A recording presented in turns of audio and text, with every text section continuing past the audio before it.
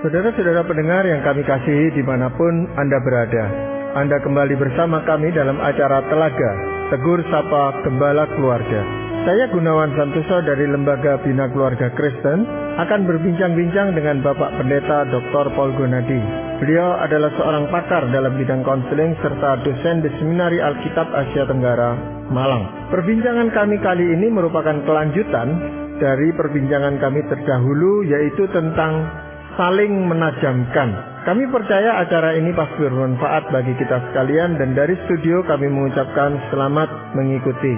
Pada kesempatan yang lampau Pak Paul, kita bicara tentang saling menajamkan, berlandaskan pada ayat yang ada di dalam Mazmur 27 ayat 17 yang mengatakan bahwa besi itu menajamkan besi, sedang orang menajamkan sesamanya.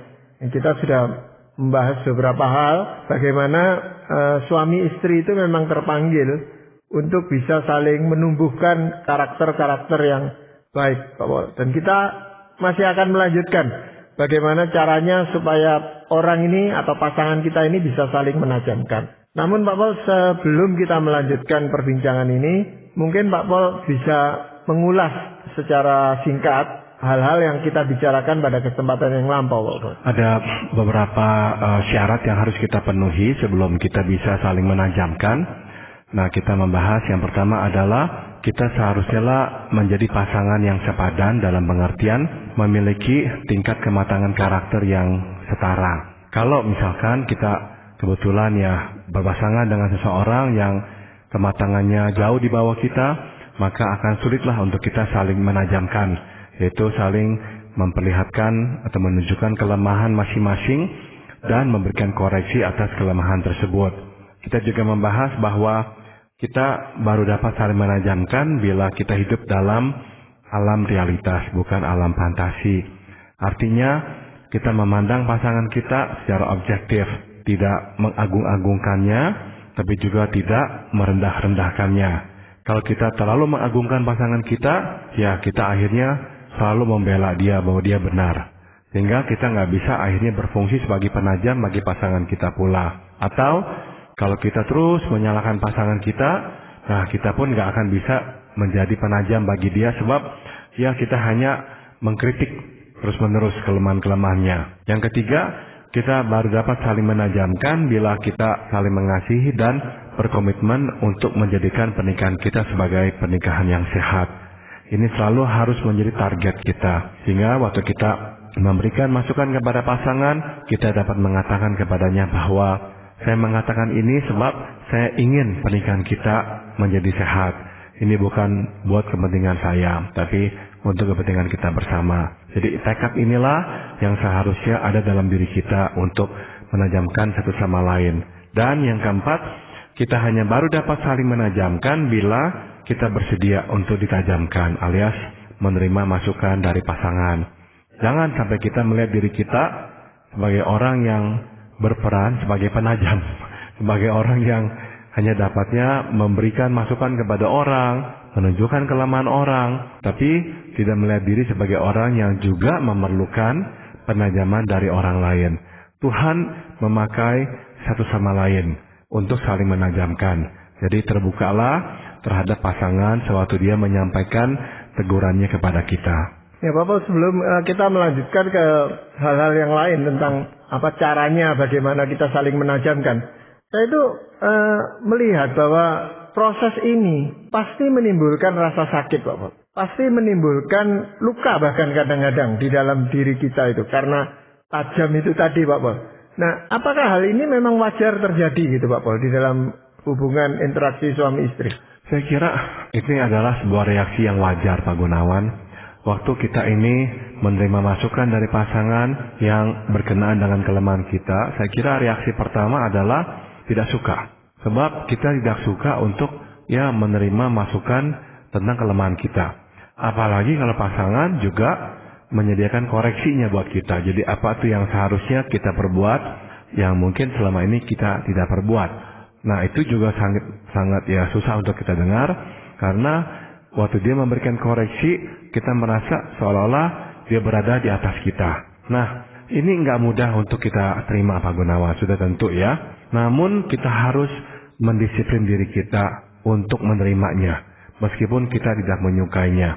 Kalau kita hanya menuruti suara hati kita bahwa saya nggak terima tuh, karena engkau seolah-olah menempatkan diri di atas saya, suatu memberikan teguran kepada saya, ya kita selama-lamanya nggak akan bertumbuh. Sebab itulah yang memang terjadi. Seseorang memberitahukan akan kelemahan kita dan memberikan koreksi terhadap diri kita, ya nggak bisa nggak kita akan merasa bahwa kita di bawah dan dia di atas. Tapi ya itulah memang yang seharusnya terjadi. Jadi kalau kita merasa begitu ya nggak apa-apa. Jangan dipersoalkan bahwa kita kok merasa di bawah, engkau di atas. Ya memang begitu kok. Tapi ya yang penting kan kita menerima masukannya itu yang berguna buat kita. Ya perlu bagi kita itu melihat lebih luas tujuan daripada proses saling menajamkan ini. Kalau kita bisa memahami hal itu mungkin kita bisa menerimanya Pak Paul. Betul sekali.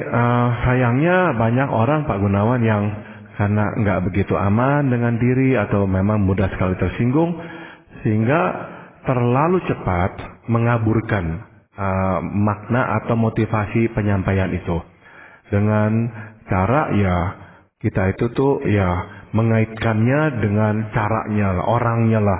Kamu kok ngomongnya begini, kamu kok kayaknya kok membuat saya merasa nggak berguna lah, kamu kok membuat saya merasa rendah lah apa. Nah sekali lagi saya mau tekankan bahwa semua koreksian itu nggak terlalu enak untuk kita terima kok. Sebaik apapun disampaikannya tetap nggak begitu sedap untuk kita dengar. Namun ya kita mesti bersedia mendengarkannya. Itu semacam pil pahit yang untuk menyembuhkan sakit kita gitu Pak boleh ya? Betul. Iya. Betul. Kalau begitu kita akan lanjutkan lagi hal apa yang perlu kita perhatikan di dalam proses saling menajamkan ini Pak Paul? Yang kelima adalah kita mesti membedakan antara selera dan karakter. Ingatlah bahwa kita dipanggil untuk menajamkan karakter, bukan menyamakan selera. Warna dinding atau jenis makanan adalah masalah selera. Dan kita tidak harus membuat pasangan menyukai selera kita. Terpenting adalah menghargai selera masing-masing dan berupaya mencapai kesepakatan bersama. Nah, jadi apa tuh yang kita mesti targetkan? Di dalam Galatia pasal 5 ayat 22-23 tertera buah roh, yaitu kasih, sukacita, damai sejahtera, kesabaran, kemurahan, kebaikan, kesetiaan, kelemah lembutan, dan penguasaan diri. Nah, buah roh ini adalah karakter. Nah, kita harus menolong pasangan agar memiliki buah roh ini, yaitu menolong pasangan agar lebih mengasihi, agar lebih murah hati, agar lebih baik, agar lebih sabar, agar lebih setia, dan agar lebih lemah lembut, dan agar lebih menguasai diri. Nah, inilah karakter yang diinginkan oleh Tuhan kita Yesus dan inilah karakter yang mesti kita miliki pula. Kalau itu adalah buah roh Pak Paul ya, mestinya itu dengan sendirinya akan bertumbuh dengan baik sesuai dengan kematangan iman orang itu atau penyerahan orang itu kepada Tuhan. Jadi walaupun tanpa pasangan atau orang lain itu kan akan bertumbuh Pak Paul. Pekerjaan Roh Kudus seringkali memang nggak sendirian Pak Gunawan. Pekerjaan Roh Kudus seringkali adalah pekerjaan bersama antara suara Roh Kudus dalam hati kita, firman Tuhan yang kita baca, dan sesuatu yang kita alami. Baik itu mungkin percakapan dengan orang, baik itu teguran dari orang. Nah, semua itu adalah cara-cara yang digunakan Tuhan untuk menajamkan karakter kita. Sebagai contoh Pak Gunawan, berkali-kali sebetulnya Raja Saul mendapatkan kesempatan untuk berubah. Lewat orang-orang di sekelilingnya. Misalnya, waktu dia di Nob, dia itu marah karena para imam kok menolong Daud. Nah, imam berkata kepada Saul, Raja kok begitu sama menantu sendiri, sedangkan Daud telah begitu berjasa kepadamu. Bukannya dengar, bukannya terima kasih, diingatkan, malah marah. Malah kemudian menyuruh agar semua imam itu dibunuh. Nah, Daud juga berkali-kali berkata kepada Saul, walaupun Daud mempunyai kesempatan untuk membalas dan membunuh Saul, Daud berkata, apa salah saya? Kenapa kok Raja mengejar-ngejar saya dan mau membunuh saya? Selama ini saya telah membuktikan diri setia kepada Raja. Tapi Saul tidak mendengarkan. Nah, jadi kita melihat pekerjaan Roh Kudus tidak sendiri Pak Gunawan. Tuhan bekerja lewat segala cara ya, termasuk lewat orang-orang yang dihadirkan Tuhan untuk memberikan teguran dan koreksian kepada kita. Memang yang perlu ditajamkan ini kan karakter, bukan selera tadi Pak Paul katakan seperti warna dan makanan itu. Tapi seringkali justru selera ini yang bisa menuntun kita, membimbing kita untuk membangun karakter. Maksudnya gini Pak Paul, kalau saya menyukai satu jenis makanan dan istri saya tidak gitu Pak Paul ya. Seringkali harus memasakkan 2 macam makanan supaya bisa terjadi makan ya, kalau tidak mau dipaksakan. Tetapi apa salahnya kalau saya itu mencoba makanan yang tadinya saya tidak sukai atau sebaliknya istri saya melakukan itu. Supaya terjadi kesamaan di dalam hal makan ini tadi. Dan tidak terlalu merepotkan pasangan kita misalnya memasak harus dengan 2 macam masakan itu. Demikian juga dengan warna Pak Paul. Memang tidak terlalu penting sih. Ini kan bukan sesuatu yang prinsip yang harus dipaksakan itu. Tetapi kalau kita bisa menerima, mentolerir warna yang dia sukai dan kita mencoba menyukai, karena pasti ada hal yang positif di situ. Tidak ada salahnya saya menyukai, dan ini kan juga melatih kita itu rendah hati, melatih kita itu sabar, melatih kita itu menerima apa yang diusulkan pasangan kita gitu Pak. Bisa sekali, betul sekali ya Pak Gunawan. Jadi lewat kerelaan kita menerima selera pasangan atau menyesuaikan diri dengan selera pasangan, ya kita juga akan ya sedikit banyak mendapatkan tempaan ya, penajaman untuk lebih misalnya bermurah hati, untuk lebih bersabar, untuk lebih mempercayakan pada pertimbangan pasangan kita. Betul. Jadi itu pun dapat memang terjadi ya lewat selera kita akhirnya juga ditumbuhkan. Namun dalam pemikiran masing-masing kita tetap harus mempunyai target yang jelas bahwa tujuan akhirnya sebetulnya bukanlah penyelarasan selera, tapi pertumbuhan karakter. Ya karena itu bisa juga dijadikan semacam dasar gitu. Nah saya sudah nuruti kamu, sudah menyesuaikan diri. Nah sekarang saya minta kesediaanmu juga nuruti apa yang saya inginkan, apa yang selera saya. Paling tidak memahami, paling tidak bisa mengerti apa yang saya sukai itu gitu Pak. Ya itu betul. Jadi ya dalam proses kita itu belajar untuk saling mengerti, nggak bisa enggak kita juga akan belajar untuk misalkan melepaskan keinginan kita untuk mengalah ya, dan dalam proses itu akhirnya kita pun bertumbuh. Ya saya setuju. Hal lain yang perlu kita perhatikan apa Pak? Yang keenam adalah kita mesti membedakan antara menunjukkan kelemahan dan memvonis kelemahan. Kita memvonis kelemahan tatkala kita tidak lagi memberi kesempatan kepada pasangan untuk memperbaiki dirinya. Kita memvonis kelemahan sewaktu kita memutuskan bahwa ia akan selalu berkubang di dalam kolam kelemahan yang sama. Nah, inilah yang mesti dihindari. Sebab memvonis kelemahan makin melemahkan motivasi orang untuk berubah. Jadi, sebaiknya ketika kita menunjukkan kelemahan pasangan, kita pun memperlihatkan keyakinan bahwa ia dapat berubah.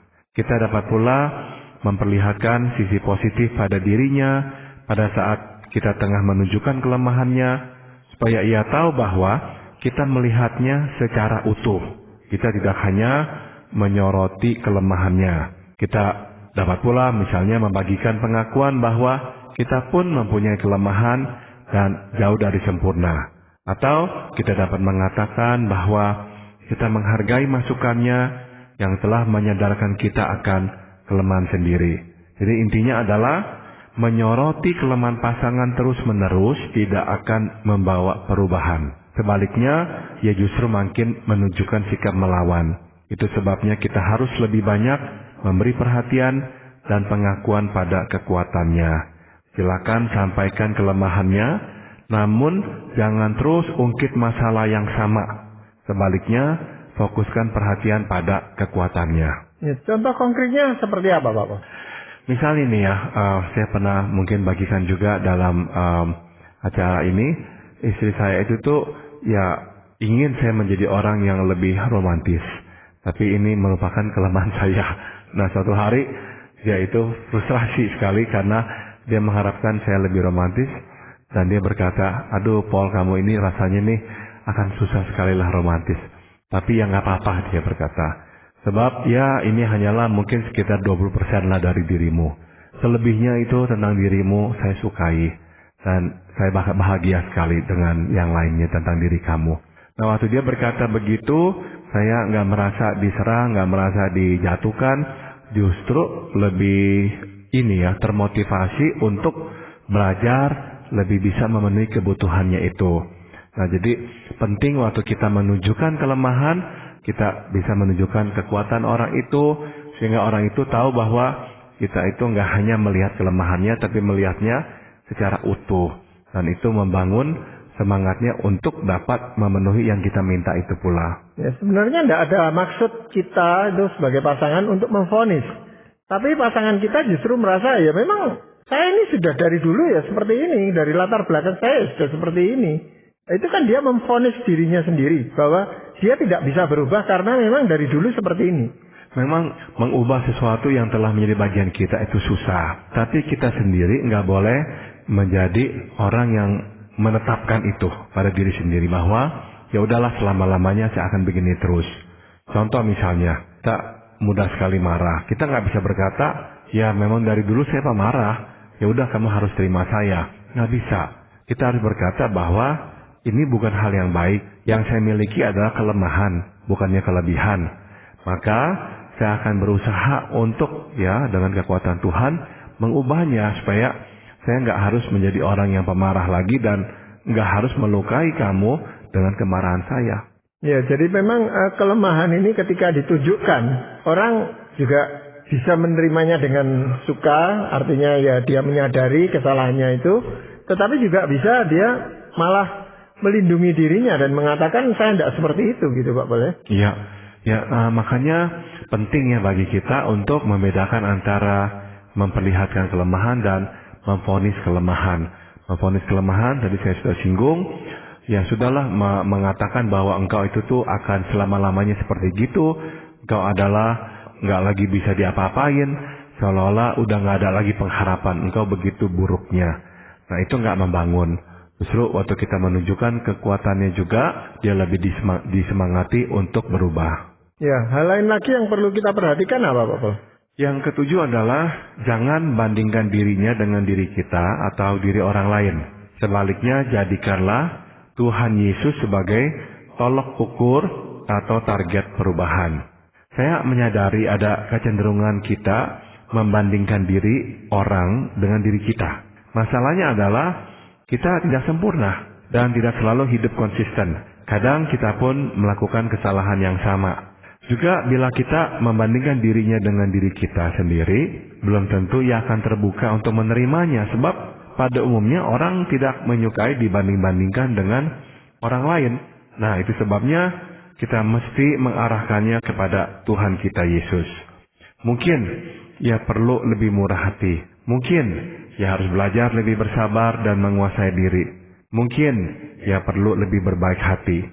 Namun tujuannya bukan supaya ia lebih serupa dengan kita. Dan bukan pula supaya ia menyenangkan hati kita, melainkan agar ia lebih serupa dengan Tuhan kita Yesus dan lebih menyenangkan hatinya.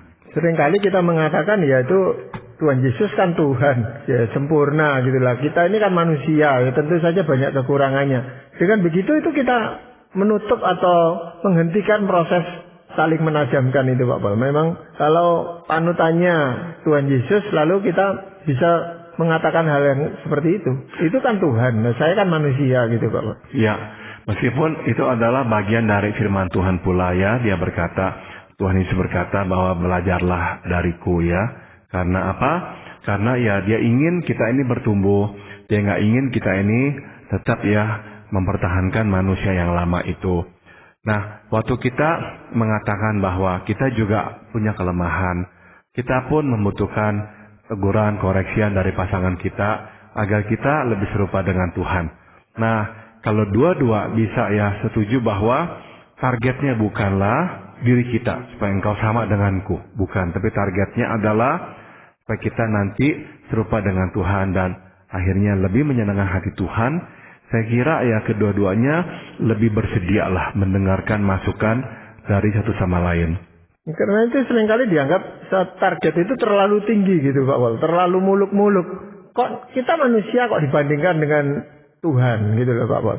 Kan Tuhan itu begitu sempurnanya lah, kita ini masih penuh dengan dosa. Mungkin pada akhirnya ya kita harus mengakui kita nggak bisa nyampe ya. Sudah tentu ya ke level Tuhan. Tapi seenggak-enggaknya setiap hari kita mesti lebih mendekati target itu. Janganlah kita ya menguburkan diri di dalam pasir dan berkata, ya udah saya begini, saya akan terus begini, dan selama-lamanya saya akan begini. Nah, ya kalau begitulah sikap kita, berarti kita nggak akan lebih mendekati target yang Tuhan sebetulnya inginkan. Ya, makanya dibutuhkan pasangan yang seiman dan sepadan di sini Pak Pol ya. Ya betul. Ya. Karena kalau enggak ini panutannya bisa berubah-ubah ini. Ya, ya. Ya, dan memang kadang-kadang itu yang terjadi sebab ada orang-orang yang membandingkan dirinya dengan orang lain. Kamu harus menjadi seperti dia nih. Dia lihai tuh. Dia bisa ya dagang begitu hebatnya. Dengan cepat dia bisa besar sekarang. Nah, meskipun cara-caranya nggak sehat, cara-caranya salah di mata Tuhan. Nah, karena kita nggak ingat, nggak peduli dengan standar Tuhan, ya udah yang kita gunakan adalah tolok ukur manusia itu. Nah, memang ya kita harus ingat tolok ukur kita bukanlah standar manusia, bukanlah standar dunia, tapi standar Tuhan sendiri. Ya, dan memang orang bisa tersinggung atau iri atau perasaan tidak senang ketika dibandingkan dengan orang lain. Tetapi kalau pembandingnya adalah Tuhan, memang sulit orang akan berkelit di sana Pak Pol. Ya, tapi ya kita kalau mau mengakui Pak Gunawan ya bahwa orang yang makin serupa dengan Tuhan ya, menjadi orang yang memang lebih berpengaruh dalam dunia ini. Sebagai contoh Pak Gunawan, saya masih mengingat waktu Ibu Teresa meninggal dunia ya di Calcutta di India. Begitu banyak orang yang ini ya bersimpati, terus kemudian beritanya masuk, disiarkan, dibahas di mana-mana. Padahal kalau kita pikir, siapakah Ibu Teresa? Dia hanyalah seorang wanita kecil yang renta, mengurus siapa? Pejabat, mengurus orang kaya, mengurus penguasa? Tidak, dia mengurus orang yang dibuang oleh masyarakat. Tapi lewat cinta kasihnya dan pengorbanannya, nah orang ditolong, dan orang seperti dialah yang memang memberi dampak pengaruh yang besar karena orang melihat bahwa iya ya, inilah orang yang lebih menyerupai Tuhan dibandingkan kita-kita ini. Masih ada hal lain Pak Pol yang perlu kita perhatikan? Yang terakhir, kita harus bersabar sebab perubahan memerlukan waktu dan situasi tertentu. Ada kalanya kita berubah dengan mudah, tapi kadang kita membutuhkan waktu dan situasi tertentu untuk berubah. Ada kelemahan yang dapat dengan mudah kita sadari, namun ada pula kelemahan yang sukar kita sadari. Akhirnya, kita baru melek mata tatkala kita mengalami situasi tertentu. Nah, lewat pergumulan seperti ini kita diingatkan bahwa ada banyak hal yang berada di luar kendali kita. Kita bisa mengingatkan, tapi kita tidak bisa membuat orang mengingat. Ini pentingnya, kita bisa mengingatkan, tapi kita tidak bisa membuat orang mengingat. Kita dapat menunjukkan kelemahan, namun kita tidak dapat membuat orang menyadari kelemahannya. Itu sebabnya kita harus datang kepada Tuhan kita Yesus. Kita mesti merendahkan diri dan mengakui keterbatasan kita.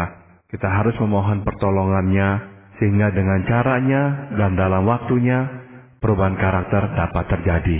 Panjangnya waktu. Memang kita menyadari bahwa ini membutuhkan waktu Pak Pol. Tetapi kalau sampai berlarut-larut ternyata pasangan itu tidak berubah, apakah itu berarti cara kita menajamkan ini salah? Atau memang sudah tidak bisa berubah lagi gitu Pak Pol? Kita sudah tentu ya perlu introspeksi apakah cara yang telah kita gunakan, cara yang tepat. Tapi di pihak lain kita juga harus mengakui bahwa ada hal-hal tentang karakter orang yang memang sukar berubah. Akan memakan waktu yang sangat lama, atau yang memang bisa jadi sampai dia meninggal ya tidak mau berubah. Tapi yang membuat karakter itu tidak berubah bukan karena sebetulnya tidak bisa berubah, tapi orang itu memang pada akhirnya tidak mau berubah. Sebab saya meyakini Pak Gunawan, kalau kita mau dan berserah kepada Tuhan, merendahkan diri kepadanya, maka kuasa Tuhan akan sanggup mengubah kita. Tapi kalau kita memang tetap tidak mau berubah, ya sudah, Tuhan akan harus diamkan. Sama seperti contohnya pada Yudas. Meskipun 3 tahun bersama Tuhan, Tuhan ingatkan dia, tetap saja dia memilih jalannya, tidak mau berubah. Seperti Raja Saul, berkali-kali diingati Tuhan, tidak mau juga sadar. Pada akhirnya Tuhan harus membiarkan dia berjalan dalam jalannya sendiri. Jadi kalau kita masih mau, saya percaya kita akan dapat berubah. Dan masalahnya adalah Pak Paul, makin bertambah usia kita, makin sulit pasangan kita atau diri kita sendiri bahkan mengubah karakter-karakter buruk yang ada di dalam diri kita itu. Betul, dan memang saya harus akui juga bahwa kalau kita kebetulan mempunyai banyak karakter buruk, kadang itu makin melemahkan motivasi kita untuk berubah, Pak Gunawan. Sebab kita berpikir, kok saya lagi, kelemahan saya lagi. Dan kita dalam hati terkecil yang mengakui memang ini masalah saya nih. Tapi udah saking kebanyakannya, akhirnya kita juga udah males untuk mengubahnya. Nah, jikalau itulah kondisinya, ya jangan lupa bahwa kita berubah lewat satu perubahan demi satu perubahan. Satu hal lewat satu hal. Dan memang itu membutuhkan pengorbanan yang luar biasa kadang-kadang Pak Paul ya. Betul. Ya. Ya. Dan Pak Paul, apakah ada ayat firman Tuhan yang ingin Pak Paul bagikan sehubungan dengan perbincangan ini Pak Paul? Mazmur 126 ayat 5 dan 6 mengingatkan, orang-orang yang menabur dengan mencucurkan air mata akan menuai dengan bersorak-sorai. Orang yang berjalan maju dengan menangis sambil menabur benih pasti pulang dengan sorak-sorai sambil membawa berkas-berkasnya. Nah, menajamkan karakter pasangan dapat diibaratkan dengan upaya menabur benih. Kadang kita harus mencucurkan air mata. Namun jika kita tidak menyerah, maka suatu hari kelak kita akan menuai hasilnya. Ya, terima kasih Pak Paul untuk perbincangan ini. Dan para pendengar sekalian, kami mengucapkan banyak terima kasih Anda telah mengikuti perbincangan kami dengan Bapak Pendeta Dr. Paul Gunadi dalam acara